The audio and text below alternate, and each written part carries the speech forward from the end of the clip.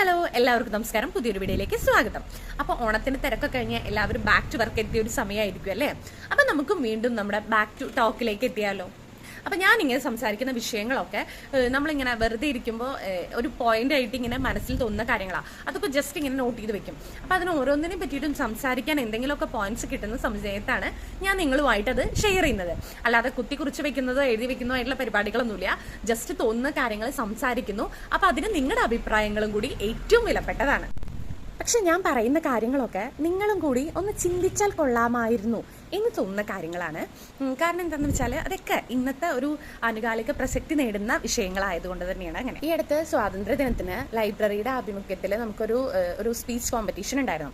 അപ്പോൾ വെറുതെ ഓൺലൈൻ ആയതുകൊണ്ടും ഒരു വീഡിയോ അയച്ചു കൊടുത്താൽ മതി എന്നുള്ളത് കൊണ്ടും ഞാൻ പങ്കെടുത്തിരുന്നു. അപ്പോൾ അതിൻ്റെ വിഷയം വന്നിട്ടുള്ളത് ഇന്ത്യൻ ജനാധിപത്യത്തിൻ്റെ ചോർച്ച എന്നൊരു വിഷയത്തിലായിരുന്നു. അപ്പോൾ അത് വെറുതെ ഒരു 3 മിനിറ്റ് മാത്രം സംസാരിച്ച് വീഡിയോ അയച്ചു കൊടുക്കേണ്ട ഒരു കാര്യമായിരുന്നു. അയച്ചു കൊടുത്തു. പക്ഷേ ഒരു 3 മിനിറ്റ് മാത്രം സംസാരിച്ച് അവസാനിപ്പിക്കേണ്ട വിഷയമല്ല എന്നുള്ളത് അതിൽ സംസാരിച്ച് തുടങ്ങിയപ്പോഴാണ് എനിക്ക് തോന്നിയത്. ഇത് കേൾക്കുന്ന നിങ്ങൾ ഓരോരുത്തരും കരുതുന്നുണ്ടാവും ഈശ്വര പൊളിറ്റിക്സോ ജനാധിപത്യമോ ഇതിൽ ഇൻട്രസ്റ്റ് ഇല്ലാത്തവരായിരിക്കാം ഭൂരിഭാഗം പേരും. പക്ഷെ ഞാൻ പറയാൻ പോകുന്നത് ആ കാര്യങ്ങളൊന്നുമല്ല. ആക്ച്വലി ആ വിഷയം ഇപ്പോൾ വളരെ ആനുകാലിക പ്രസക്തി നേടിയ ഒരു വിഷയമാണ്. വോട്ട് ചോർച്ച എന്നുള്ളൊരു വിഷയം വന്നതുകൊണ്ട് എല്ലാവരും ശ്രദ്ധിക്കപ്പെടുന്ന ഒരു വിഷയമാണത്. പക്ഷെ വോട്ട് ചോർച്ച എന്നൊക്കെ പറയുന്നത് ഇന്നും ഇന്നലെയും തുടങ്ങിയ സംഭവമൊന്നുമല്ല. അപ്പം അതിൻ്റെ കണക്കുകൾ 2 പാർട്ടികളും അങ്ങോട്ടും ഇങ്ങോട്ടും പറഞ്ഞാൽ തന്നെ എത്രയോ കാലഘട്ടത്തിൻ്റെ പഴക്കമുണ്ട്. അപ്പം എന്തുകൊണ്ടാണ് ഇങ്ങനെ അട്ടിമറി കാണിച്ചുകൊണ്ട് അധികാരത്തിൽ എത്തേണ്ടി വരുന്നത്? അല്ലെങ്കിൽ അധികാരം എന്തുകൊണ്ട് ഇത്രത്തോളം ഓരോരുത്തരെയും മോഹിപ്പിക്കുന്നു? അതിലൊക്കെയല്ലേ ഇതിൻ്റെ പ്രശ്നങ്ങൾ ശരിക്കിരിക്കുന്നത്. ഒരു അധികാരത്തിൽ എത്തിച്ചേരുമ്പോൾ അവരനുഭവിക്കുന്ന സുഖ സൗകര്യങ്ങളുടെ വലിപ്പം കൂടുന്തോറും ആ അധികാരം അവരെ വിട്ടു പോവാതിരിക്കാൻ അവർ വീണ്ടും വീണ്ടും ശ്രമിച്ചുകൊണ്ടിരിക്കും. ജനസേവനത്തിന് വേണ്ടിയിട്ട് അധികാരത്തിലേറുന്ന എത്ര പേരുണ്ട് ജനങ്ങളുടെ യഥാർത്ഥ ബുദ്ധിമുട്ടുകൾ മനസ്സിലാക്കുന്നു എന്നൊക്കെ ചോദിച്ചാൽ ഇതൊക്കെ വലിയ സബ്ജക്റ്റുകളാണ്, പറഞ്ഞ് അവസാനിപ്പിക്കാൻ പറ്റാത്തതാണ്. പക്ഷേ ആ ജനാധിപത്യത്തിൻ്റെ വിഷയത്തെ പറ്റി പറയുമ്പോൾ എടുത്തു പറയേണ്ട വേറൊരു വലിയ വിഷയമായി മാറിയിട്ടുണ്ട് നമ്മുടെ നാട്ടിലെ കൈക്കൂലി എന്ന് പറയുന്ന വിഷയം. സകല ഗവൺമെൻറ് സ്ഥാപനങ്ങളിലും പൊതു ഇടങ്ങളിലെല്ലാം കൈക്കൂലി വാങ്ങുന്നതും കൊടുക്കുന്നതും ശിക്ഷാർഹമാണ് എന്ന് എഴുതി വെച്ചിട്ടുണ്ടെങ്കിലും അത് എത്രത്തോളം പ്രായോഗികമായിട്ട് നടക്കുന്നുണ്ട് എന്നുള്ളത് നമുക്ക് തന്നെ അറിയാവുന്ന കാര്യമാണ്. ചെയ്യുന്ന ജോലിക്ക് അതിൻ്റെ ഒരു ഇരട്ടി റെസ്പെക്റ്റും അതേപോലെ തന്നെ സാലറിയും ലഭിക്കുന്ന വിഭാഗമാണ് ഈ ഗവൺമെൻറ് ഉദ്യോഗസ്ഥർ എന്ന് പറയുന്നത്. ഏതായാലും കാരണം എന്താ വെച്ചാൽ നമ്മൾ എന്ത് കാര്യത്തിനും അവസാനം അവരുടെ അടുത്ത് തന്നെ എത്തേണ്ടി വരുന്നത് കൊണ്ട് തന്നെ ആരും അങ്ങനെ ഒരു വിഭാഗത്തിനെ റെസ്പെക്ട് ചെയ്യാതിരിക്കുന്നില്ല. മാത്രമല്ല അവർ ഇത്രയും പഠിച്ച് നേടിയ ജോലിയാണല്ലോ, സ്ഥിര വരുമാനമാണല്ലോ, ഇതെല്ലാം നമ്മുടെ സൊസൈറ്റിയിൽ ഗവൺമെൻറ് ജീവനക്കാർ എന്നിവരുടെ പദവി ഉയർത്തുന്നതാണ്. പക്ഷേ ആക്ച്വലി അതിനനുസരിച്ചിട്ടുള്ളൊരു ജോലി അല്ലെങ്കിൽ അതിനനുസരിച്ചുള്ള സർവീസ് അവർ നമുക്ക് തിരിച്ചു തരുന്നുണ്ടോ എന്ന് ചോദിച്ചാൽ അത് വളരെ സംശയകരമാണ്. ഈ പറയുന്നത് ഭയങ്കര പരമായിട്ടുള്ള ഒരു പരാമർശമാണെന്നൊക്കെ എനിക്കറിയാം. പക്ഷെ പലയിടങ്ങളിലും നമ്മൾ തന്നെ നേരിട്ട് കണ്ടിട്ടുണ്ട്. ഒരു ചെറിയ പേപ്പർ ശരിയാക്കേണ്ട കാര്യത്തിന് ഗവൺമെൻറ് ഓഫീസുകളിൽ കയറി ഇറങ്ങിയാൽ പോലും പല തവണ കയറി ഇറങ്ങേണ്ട എത്രയോ അവസരങ്ങൾ നമ്മൾ കണ്ടിട്ടുണ്ട്. വളരെ പ്രായമുള്ളവരും ഒക്കെ അതിനുവേണ്ടി കയറി ഇറങ്ങുന്നതും ഒക്കെ കണ്ടിട്ടുണ്ട്. ഇപ്പം അതിനൊക്കെ ഒരുപാട് ബദൽ സംവിധാനങ്ങൾ വന്നിട്ടുണ്ട്. അക്ഷയ കേന്ദ്രങ്ങൾ വഴി ഓൺലൈനായിട്ട് ആപ്ലിക്കേഷൻ സമർപ്പിക്കാനൊക്കെ അവസരങ്ങൾ വന്നിട്ടുണ്ടെങ്കിൽ പോലും ഇതൊക്കെ പൊതുജനങ്ങൾക്ക് പല തരത്തിലുള്ള ബുദ്ധിമുട്ടുകൾ ഉണ്ടാക്കുന്നതായിട്ട് നമുക്ക് കണ്ടിട്ടുണ്ട്. കൃത്യതയോടെ ഓരോരുത്തരും ചെയ്യേണ്ട ജോലികൾ എത്രത്തോളം ഓരോരുത്തരും നിർവഹിക്കുന്നുണ്ട് എന്നുള്ളത് സ്വയം ഒന്ന് ചിന്തിച്ചാൽ തന്നെ മനസ്സിലാവുന്നതാണ്.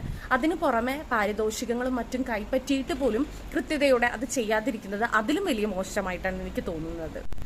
ഇത്തരം അനുഭവങ്ങളെല്ലാം നമ്മൾ നേർക്കാഴ്ചയിൽ കാണുന്നതും അല്ലെങ്കിൽ പലരും നമ്മളോട് പങ്കുവച്ചിട്ടുള്ളതുമാണ്. പക്ഷെ ഇതിനൊന്നും ആരും പ്രത്യക്ഷത്തിൽ പ്രതികരിക്കാതിരിക്കുന്നത് ഈ നാട്ടിലെ ഏറ്റവും വലിയ ജനാധിപത്യത്തിന്റെ പോരായ്മ കൊണ്ട് തന്നെയാണ്.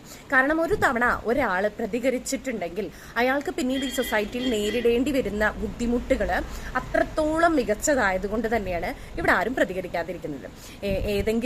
എവിടെയെങ്കിലും വെച്ചിട്ട് വളരെ അപൂർവമായ 1-2 കേസുകൾ മാത്രമാണ് ഇത്തരത്തിൽ റിപ്പോർട്ട് ചെയ്യുന്നതും മുന്നോട്ട് പോകുന്നതും. അതും പിന്നീട് ആ കേസിൽ ഏർപ്പെട്ടിട്ടുള്ള വ്യക്തി അനുഭവിക്കേണ്ടി വരുന്ന കാര്യങ്ങളെ പറ്റിയിട്ട് എവിടെയും നമ്മൾ അറിഞ്ഞിട്ടില്ല.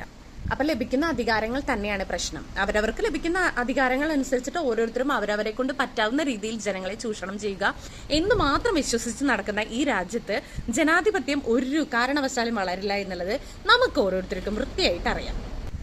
ഒരു അടിയുറച്ച് വിശ്വസിക്കുന്ന പാർട്ടിയുടെ പേര് അല്ലാതെ ഏതെങ്കിലും ഒരു വ്യക്തിയെ മനസ്സിൽ അത്രത്തോളം വിശ്വാസം അർപ്പിച്ച് ഇവിടെ വോട്ട് ചെയ്ത് വിജയിപ്പിക്കാൻ കേരളത്തിലെ ബഹുഭൂരിപക്ഷം ജനതയ്ക്കും പറ്റുമെന്ന് എനിക്ക് തോന്നുന്നില്ല. അത് ജനാധിപത്യ തെരഞ്ഞെടുപ്പുകളിലൂടെ കയറി വരുന്ന നേതാക്കന്മാരെ മാത്രമല്ല ഉദ്ദേശിക്കുന്നത്. നമ്മുടെ തദ്ദേശീയ ഭരണ സംവിധാനങ്ങളിൽ നിലനിന്ന് പോരുന്ന ഒരുപാട് ജീവനക്കാരുണ്ട്. ഇവരെ എല്ലാവരെയും ഉദ്ദേശിക്കുന്നുണ്ട്. ഇവർക്ക് ഓരോരുത്തർക്കും ലഭിക്കുന്ന അധികാരത്തിനനുസരിച്ചിട്ട് വളരെ സത്യസന്ധരായി ജോലി ചെയ്യുന്ന ഒരുപാട് ഉദ്യോഗസ്ഥരുണ്ട്, ഇല്ല എന്നല്ല. പക്ഷേ അവിടെ എല്ലാം നമുക്ക് കാണാൻ കഴിയുന്നുണ്ട് നമ്മളെ ജനങ്ങളെ തന്നെ വീണ്ടും വീണ്ടും ചൂഷണം ചെയ്തുകൊണ്ട് നിലനിൽക്കുന്ന ഒരുപാട് ആൾക്കാർ.